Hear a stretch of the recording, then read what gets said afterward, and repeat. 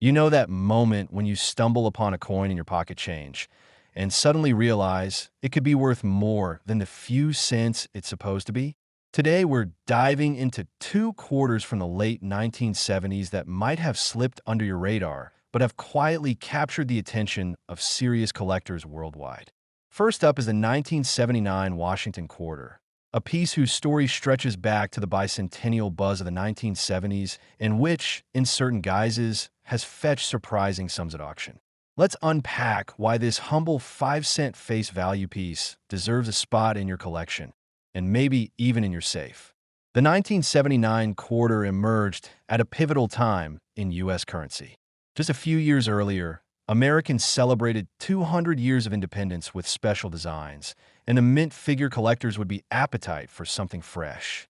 Enter the 1979 Washington Quarter, stripped of the bicentennial reverse, but still carrying forward the modernized portrait of George Washington introduced in 1932.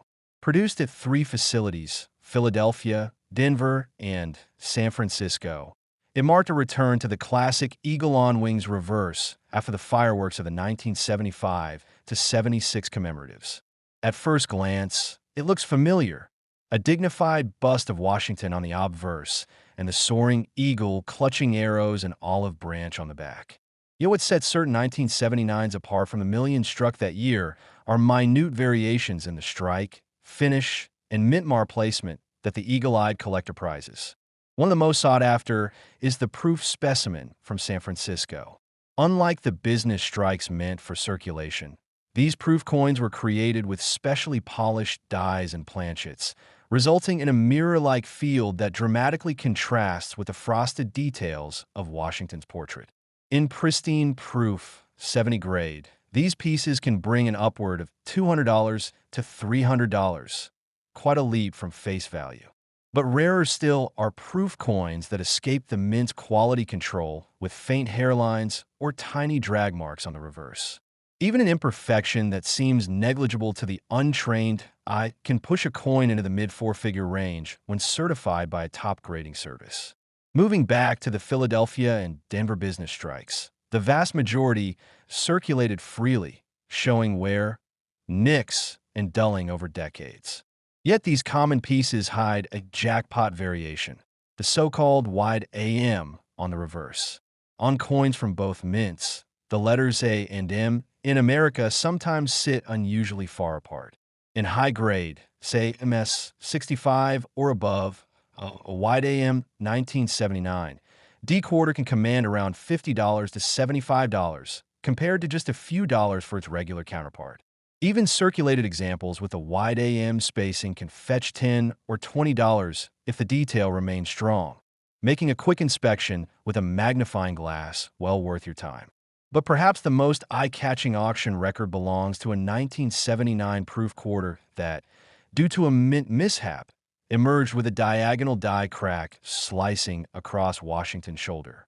This error-proof, graded PR 69 by a top-tier service, sold for over $3,000 at a 2023 May auction, an astonishing sum for a 20-cent silver-clad strike.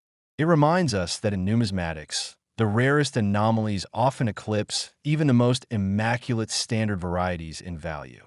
Beyond the technical minutiae, the 1979 quarter carries fascinating anecdotes. Some collectors recall swapping rolls at local banks back in the day, hoping to unearth one of the elusive proof-like business strikes. These so-called PL coins exhibit well-defined ridges and mirror-like fields, despite being struck on normal circulation planchets. They're not officially recognized by grading companies, but remain a passion project for vintage hobbyists who chase that halfway point between proof and business strike. Then there's the story of a high school student who, after reading a magazine article on die cracks, rummaged through a box of quarters from his grandfather's stash and discovered a minor crack on a 1979 S-proof, a find that tangibly transformed a teenager's allowance into a five-figure windfall. Naturally, condition reigns supreme when it comes to value. A heavily worn 1979 P quarter that's lost its luster, with flattened hairlines and blurred eagles, might only be worth its silver-clad composition, about 8 cents in today's bullion market, plus a slight premium for date-specific interest. A mid-grade example, displaying moderate wear but retaining clear details around Washington's eye and the eagle's feathers, can climb into the $5 range. Yet as you ascend the Sheldon scale into uncirculated territory, MS 60, MS 63, MS 65 and beyond, the price curve steepens dramatically. MS 63 examples typically trade between $12 and $20, while MS 65 coins, with their sharp rims and full mint luster, often carry tags north of $50. At MS 67 or higher, you're looking at collector-grade specimens that routinely cross the $200 mark, and occasionally more when unique toning or botanical toning patterns lend an otherworldly sheen. On the proof side, the condition threshold shift. A proof 60 or proof 62 example might be a modest $15 to $25 purchase. Proof 65 proofs can reach $100 or so. Proof 68's $200 to $300, and the cream of the crop, PR 70 coins, often hover in the $400 range. But factor in a slight die crack or a hint of cameo contrast, and auction estimates can suddenly swell. Even if you're not in the business of chasing six-figure checks, the 1979 quarter offers a compelling glimpse into how small production quirks and mint choices ripple through the collecting world. Whether you prefer the gleaming perfection of a proof specimen, the raw excitement of hunting PL business strikes, or the disciplined search for wide AM varieties, this quarter has something to offer. And if you happen to find one in your pocket change or tucked away in a dusty jar, you might just have a story worth telling and a piece of history worth preserving. Next, we'll turn our focus to the 1977 Washington quarter, another seemingly ordinary coin that hides secrets waiting to be uncovered. So stay tuned as we delve into its background, its rarities, and the fascinating tales that have brought it to collectors' attention. And just like that, we're shifting gears to the 1977 quarter, a coin that at first glance feels as ordinary as your daily coffee run, until you learn about the subtle quirks that have collectors buzzing. On the surface, it's still Washington on the front and the eagle on the back, but beneath that familiar face lies a world of die varieties, finish differences, and stories of unexpected discoveries. The 1977 quarter was minted in Philadelphia and Denver, with a very small proof run in San Francisco. The Philadelphia pieces carry no mint mark, while Denver's bear the classic D. Production was robust, hundreds of millions of business strikes rolled out, so finding a worn, circulated example in your pocket change is hardly a shocker. Yet within that mass production environment, the mint's machinery sometimes threw up anomalies. Doubled dies here, faint striations there, even rare proof-like business strikes that gleam like mirrors despite never being intended for collectors. One of the most prized varieties is the 1977 D double die obverse. On these quarters, a slight misalignment of the die caused the inscriptions "Liberty" and "In God We Trust" to show a ghost image just behind the primary strike. It's subtle, almost ethereal, until you catch it under bright light. In mid-grade, uncirculated, a clear double die can fetch around $150 to $200. But in the highest grades, where the doubling is crisp and the surface is flawless, prices have climbed into the low four figures at specialist auctions. And because the mint didn't set aside a deliberate error batch, every one of these is effectively a one-off anomaly, making each find feel like striking gold. Beyond the double die, there's the elusive proof-like business strike, coins from Denver and Philadelphia that, thanks to particularly well-polished dies and planchets, came out with deep mirrors and frosty devices. These PL coins aren't officially graded as proof-like by every service, but in the hobby they spark the same thrill as landing a misprinted bill. A sharp PL 65 1977 D is commonly valued between $30 and $50. With higher mint state grades, MS 67 and above, values can push $100 or more. Collectors often pore through rolls at banks, hoping to catch sight of that distinctive mirror flash, and sometimes stumble upon it purely by luck. Then there's the story of the 1977 S proof. Although only a small number were struck, demand has always outpaced supply. A pristine PR 69 specimen routinely brings in $150 to $200, but when a cameo proof appears, one where Washington's portrait pops in frosted white against a jet black field, bidding can surge past $300. One remarkable example, graded PR 70 deep cameo, sold for $500 at a Florida show in 2024, illustrating how finish and contrast can elevate value beyond sheer rarity. Digging into auction records, the peak sale for a 1977 quarter remains a Denver double die in MS 68, which crossed the block for $1,250. That coin displayed textbook doubling on every letter of United States and a perfectly centered strike, making it as visually stunning as it was rare.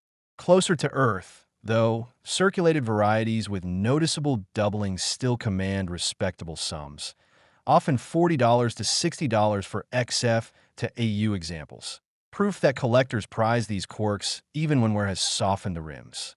Aside from technical oddities, the 1977 quarter carries some entertaining lore. One collector recounts how his grandmother, an avid pack rat, stored dozens of rolls of quarters in her basement. When he inherited the stash, he spent a weekend sifting through thousands of coins, and his patience paid off when he pulled a PL 65 from a Denver roll on the last one. Another tale tells of a schoolteacher who, after reading about double dies, started checking change at the cafeteria, and within 2 weeks found 3 distinct double dies, 2 of which turned out to be never-before-documented varieties, earning him a small but devoted following among die study publications. As with all coins, the condition is everything. A well-worn 1977 P quarter, smoothed around Washington's cheek and with wing feathers barely defined, might only carry 50 cents or $1 in numismatic premium. But a crisp negative 50 Australian dollars piece, still showing light mint luster and mostly sharp details, can fetch $5 to $8. Step up to MS 63 and you're looking at $15 to $20, while MS 65 coins often trade for $35 to $50. If you break into MS 67 territory, values can triple again, especially if toning imparts a silky, rainbow sheen across the fields. Proofs follow a similar trajectory. PR 60 and PR 62 specimens start around $20, PR 65 around $75, and PR 68 in the $150 to $200 range. Deep cameos in PR 69 and PR 70, though scarce, have the cachet to pull in $300 to $500, particularly when certified by a top-tier grading service that highlights the contrast. The condition spectrum underscores why it's worth taking a closer look at every quarter you come across. Even coins that look just okay at first glance can hide unexpected luster or faint die markers that transform their story and their value completely. Wrapping up, these two late 70s quarters remind us that even the most familiar-looking coins can harbor secrets. The 1979 with its wide AM variety, proof quirks, and record-setting die cracks. The 1977 with its double dies, proof-like business strikes, and cameo proofs that shimmer in display cases. Whether you're a seasoned collector hunting for that elusive error or a casual enthusiast intrigued by the tales behind everyday pocket change, there's palpable excitement in the search and delight in the discovery. So next time you find a roll of quarters or sort through your old coin jars, don't just glance and move on. Take a moment to study the letters, check the fields for mirror-like reflections, and inspect the details under a loupe. You never know when a tiny mint hiccup turns into a standout treasure, one that connects you to the mint's history, launches stories at auction, and reminds us why coin collecting remains an endlessly fascinating pursuit. Thanks for joining me on this journey through 2 quarters that prove big surprises often come in small packages. Keep hunting, stay curious, and until next time, may your rolls be ever in your favor.